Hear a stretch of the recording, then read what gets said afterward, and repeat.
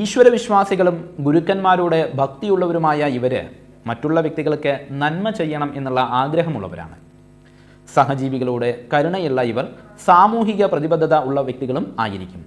സാമ്പത്തികമായിട്ട് ഉയർച്ചയുള്ളവരാണെങ്കിൽ പോലും മിതമായി ചിലവ് ചെയ്യണമെന്നുള്ളതായിരിക്കുന്ന താല്പര്യക്കാരാണ് ഇവർ.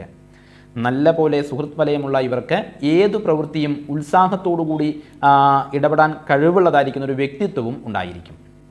സാത്വിക രാശിയായ ധനുരാശിയിലും താമസരാശിയായ മകരൻ രാശിയിലും ഉൾപ്പെടുന്ന നക്ഷത്രമായതുകൊണ്ട് തന്നെ ഉത്രാടം നക്ഷത്രത്തിൽ ജനിച്ച വ്യക്തികൾക്കും ഈ ഒരു ദുസ്വഭാവം കണ്ടുവരാറുണ്ട്.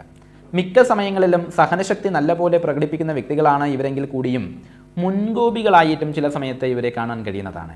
പക്ഷേ തെറ്റ് തൻ്റെ ഭാഗത്താണ് എന്ന് മനസ്സിലാക്കിയാൽ അധികം വൈകാതെ തന്നെ തൻ്റെ കോപത്തിന് ഇരയായ ആളുകളുടെ അടുത്ത് ചെന്ന് ക്ഷമ പറയുവാനും അവരെ സമാധാനിപ്പിക്കുവാനും ഇവർക്ക് യാതൊരു തരത്തിലുള്ളതായിരിക്കുന്ന മടിയും ഉണ്ടായിരിക്കില്ല.